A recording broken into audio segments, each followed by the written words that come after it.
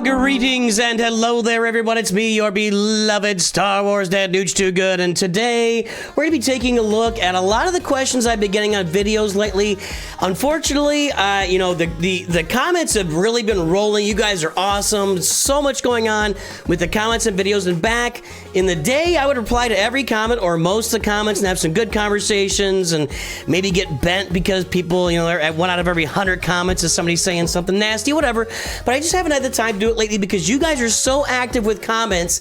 There's no way for me to keep up with it. So what I thought was we'd take a look at several of the questions that have come my way here recently in the comments that I have not had a chance to address.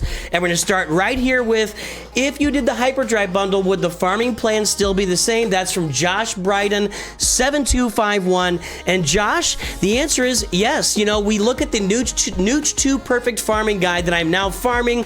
I'm 8 weeks into that farming guide. If you guys want to take a look at it, go look at Nooch 2 Perfect. But the answer is getting the Hyperdrive bundle is nothing but a positive impact on that perfect farming guide. To get you a bunch of those bounty hunter ships, get you a bunch of characters up to level 80 and 5 stars.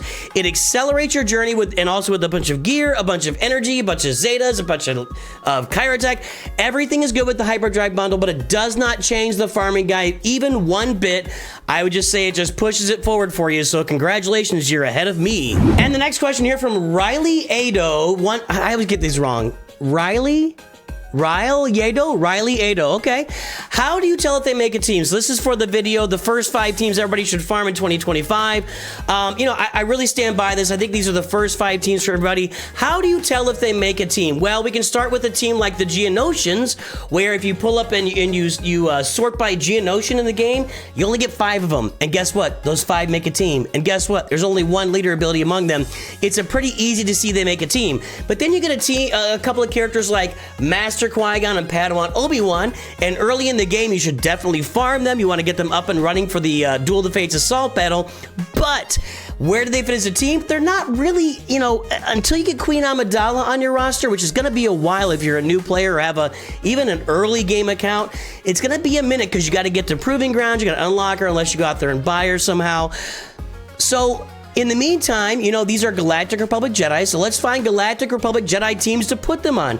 So how do you know if they make a team? Sometimes it's very obvious in the game. Sometimes you got to be a little bit creative and take a look. So for instance, Padme Amidala, if you have her as a leader, look at her leader ability, look at her unique, and you'll see that a lot of really good things would happen for Galactic Republic characters on her roster, and that's where Padawan Obi-Wan and Master Qui-Gon would fit. And then also if you look at Qui-Gon Jinn, the original Qui-Gon Jinn, and his Omicron for Grand Arena, and the amount of offense and everything else that it gives to that Jedi team, that Galactic Republic Jedi team, if you look at having Jedi Knight Anakin on there, that's a great fit for it too. So you got to kind of take a look at what's going on. Maybe trust me a little bit with how I show it's a team, but look at the leader abilities, look at the uniques, and see how those teams come together. Great resources out there like SWGOH.gg and Nooch Too Good as well. And this one is not really a question, but I'm gonna crush your dreams.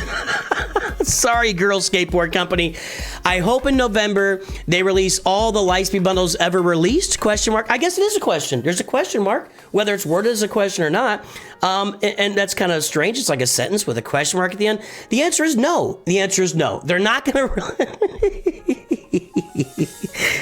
Everybody wants to know when the next Lightspeed bundles will come out, and to the point where I built it into my stream where we have a code for Lightspeed bundle, and then it just generates it and says nobody knows when the next Lightspeed bundles will come out. I guarantee in November they will not release all the Lightspeed bundles ever released. These things are all about FOMO, and they're all about actually lately starting to upgrade the old Lightspeed bundles to different gear and relic levels, or different relic levels, so that you will now pay a little bit more money for it. So they're not going to release all the Lightspeed bundles in November. We don't know when the next Lightspeed bundles will come out, but I can guarantee you one thing: these Lightspeed bundles are going to start ramping up consistently. They're going to start adding relic levels. They're going to start adding maybe some Zetas and everything to them, but they're also going to start adding some money to them. At the end of the day, still though, the prices we've seen, while higher, it's still a tremendous deal, and the amount of time and farming that you save by buying Lightspeed bundles, I don't think there's any other, I haven't seen it anyway, I have not seen bundles or packs or anything in any other games that really measure up to how the Lightspeed bundles work in Star Wars Galaxy of Heroes. Here we got Ethan Martinez talking about me ranking the journeys in Galaxy Heroes for 2025. I think I ranked these, it was February or March, and Ethan says you should make an updated version of this at the end of 2025 with you know, Mace Windu coming out and others that are coming out. Others would be Mace Windu, and maybe one more. I don't know. I can definitely see myself ranking the journeys maybe next year. Again, this might be an annual thing, but I don't think that's going to be a multiple times a year thing because we just don't get more than a couple journeys every year, maybe 3 in a really busy year with the way the era battles work right now. But yeah, we'll update it next year. Jacob Karstens, as a free-to-play player, should I be buying gear or shards with Get One currency, or should I just buy credits? I need credits and gear badly. Shards aren't necessary right now. And then below that, Kian Hardwick says, seems like you just answered your question. Yeah, it does seem like you just answered your question.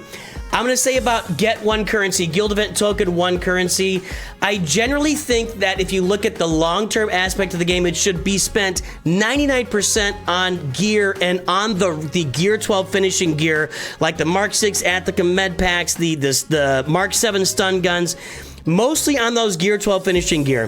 What I'm doing on the new account is I'm also spending some of that currency. I spent a little bit on Sunfag ship to get to 5 stars as fast as possible.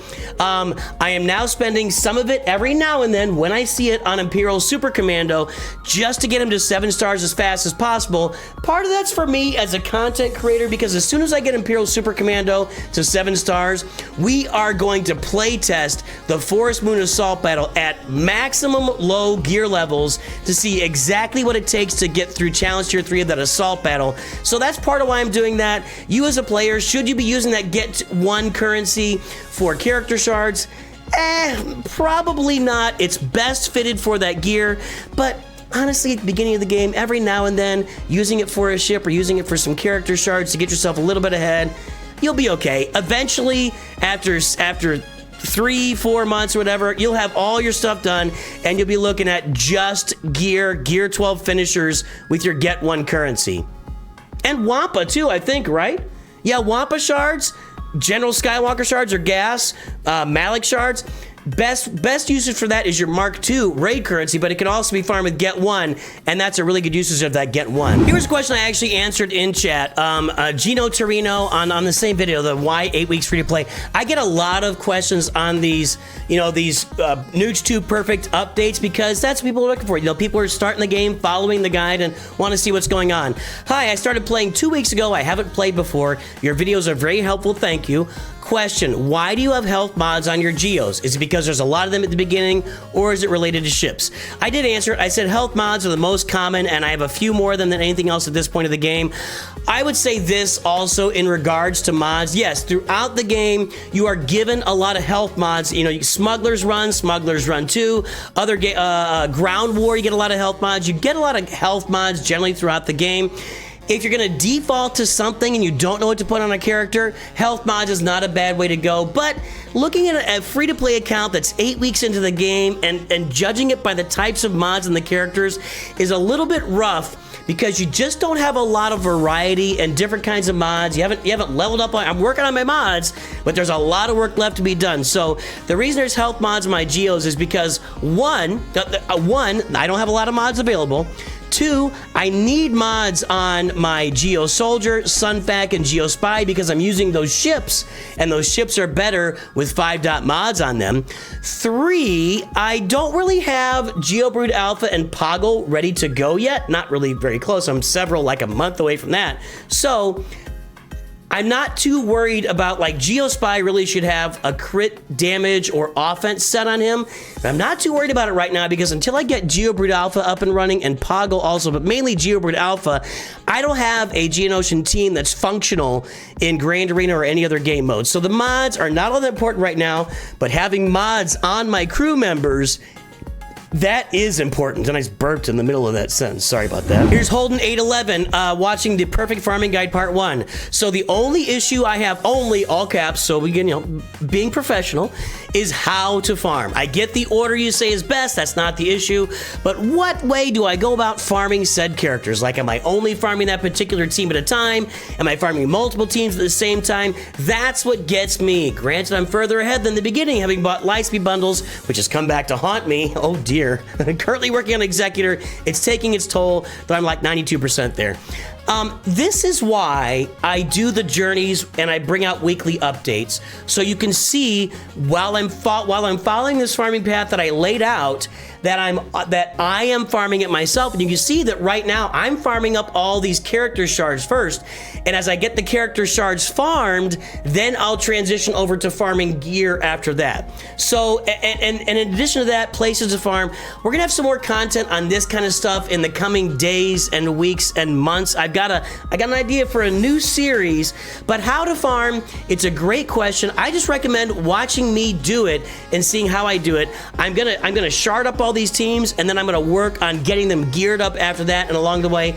Plus, I'll say this also, part of what I'm doing is I'm keeping some of these teams at lower gear levels on purpose, because I do a lot of play testing, a lot of game testing on the channel of assault battles and other game, well, mainly assault battles, maybe journeys.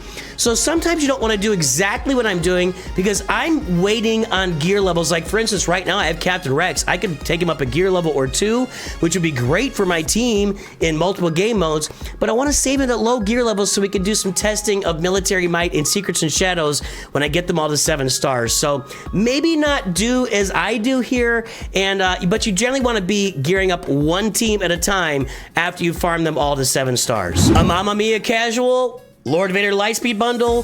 When will a bundle like this come back around? Nobody knows.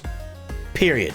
We don't know. Right below it, Baravi464. Why not Zeb in Phoenix team? That's a great question. And when you farm those early Phoenix, I get that Zeb is a little bit easier to farm in the Galactic War Store, but I was mainly using my Galactic War Store to farm ships, and I'm still mainly using it to farm ships. The second part is, I feel like Captain Rex actually kind of takes the spot of Zeb/Ezra on that team.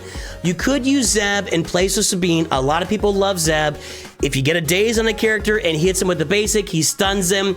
It's a really good way to stun lock. But he doesn't do a lot of other stuff, and he ends up not being a great long-term character. Long-term, Sabine is better on that team.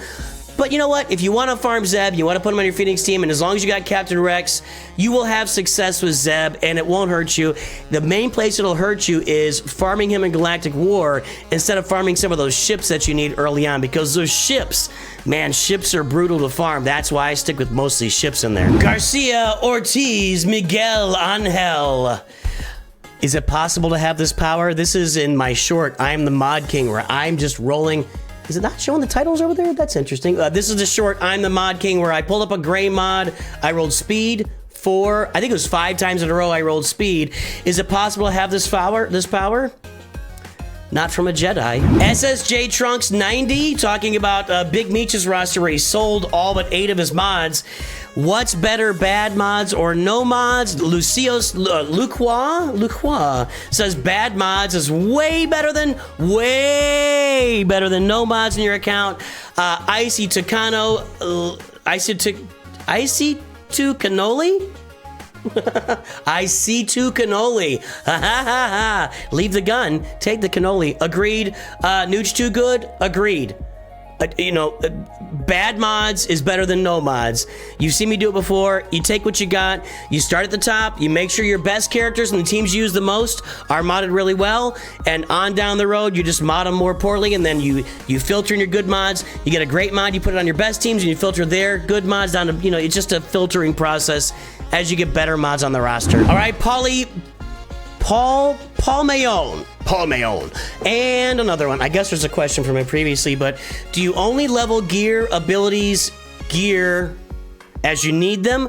I'm trying to save mats and credits as much as possible, right? Mats for abilities, credits for upgrading levels, but I don't want to get hamstrung because I just needed to level abilities. I say it because I already see getting slowed down from not having mats to level abilities. This is a challenge early on, and I'm gonna say something that I say a lot. If the team is working for you at the point of the game you are in right now, then you have upgraded everything you need to upgrade. So whatever you're working on, Grand Arena, you're working on Journeys, you're working on something else. If the team is working, that means you've got enough gear and abilities on them. Now, this is gonna, you know, as your teams evolve, you're gonna be working on one team at a time for gear. So you're gonna get a bunch of teams farmed up. So the Shards are easy. Gear, Zetas, Omicrons, even Omegas now are hard. Shards easy, gear hard. Early on, credits are kind of hard. Actually, you can get them in the guild activity store. Training droids are hard. So what I would say is focus on one team at a time, get all their abilities up and running, make that team work to the absolute best of its ability, and then move on to the next team. But that's how I would look at it. So you can save the mats up. So like if you're working on Phoenix, start with your most important character, which is Rex. Then you go to like Hera and get her abilities up. Then you go to Kanan and get his up. You know, Kanan's got a great share with the rest of the team where he has a counter attack, and also they gain health every time they take a debuff. So, you know, focus on one team at a time when you're upgrading their abilities and gear and everything else, and get that team done. Then you move on to the next one. And when I say that, I generally am talking about when you get up to like the gear 12 and 13 levels, because you can do a lot of gearing down at 7, 8, 9, 10, 11. So yeah, one team at a time, one character at a time as you need them. But if it's working for you, it's working for you. Matthew Redman, is there someone on the Discord to check if you got a Freeview and missed watching it on stream? Guys, Freeview signups are in my Discord right now. You've only got one more day or today to sign up for them. It's going to shut down pretty soon. Go sign up for it. And if you win a review, there is a room in my Discord where I'm going to tag you and say you won a review. So it's very simple. Just pay attention to see if you got tagged in my Discord to let you know that you got your review. It'll be in there. I'll give you a general timestamp area, and boom, there's your review. So yes, we do tag you in Discord to let you know that you got a Freeview if you win. Silver Assassin, when you're picking your team, does the leader have to be a certain person for the squad to work? Like Anakin, Ahsoka, and Obi-Wan, does the Obi-Wan have to go first? Those are two different questions. When you are putting together your team, you're going to have a leader with a certain leader ability. And yes, you want the rest of your team to work in conjunction with that leader ability. Like, I'm thinking, like we mentioned earlier, Padme and Galactic Republic. She has a unique and her lead ability that work with Galactic Republic only. So you only want to have Galactic Republic on that team. So the answer is yes. Now, how to have somebody go first, that's all up to you. Check their speed. Maybe you put some mods on them. I doubt that based on their speeds, Obi-Wan would ever go first before Anakin and Ahsoka. But, you know, there can be specific turn meters.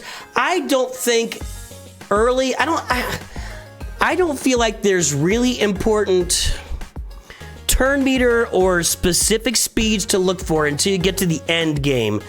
Keep your characters lined up, mod them the way they should be modded, get as much speed on them as possible, and watch them work. If it's not working right, maybe remod it, try something different, but I think when you get to the end game, you know, you're playing against a set group of 200-300 players all the time. There are certain speeds you need to make sure you've got to make sure your teams are doing well.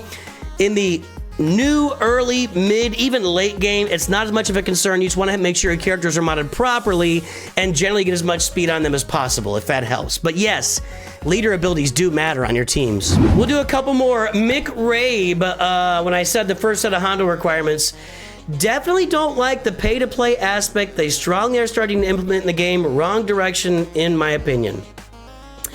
That is really referencing, I don't think it's referencing the first set of requirements for a Hondo, because that was Hondo and Chewie and Ezra and the one pirate. Galactic Legends have always functioned like this. You know, you get, it's not new. If you're gonna unlock, boy, I'll tell you what, since day one, any legendary journey, any meta, you know, we used to have one meta team in Squad Arena all the time, and they changed that, but they moved it over to Grand Arena. It's not new. If you're going to unlock those characters on day one, you're going to have to, you know, fork over some money to do it. If you're okay with farming it slower, I've had plenty of free-to-play accounts myself. I enjoy free-to-play. I think it's a great way to play the game. You can pay a little bit and you can just, but you're not going to unlock big important stuff on day one. It may also be referencing the raid, which I'm not thrilled either. I wish they had one more team in the raid that would have been a little more free-to-play friendly. A team like maybe the 501st Clones would have been a good fit there, something like that.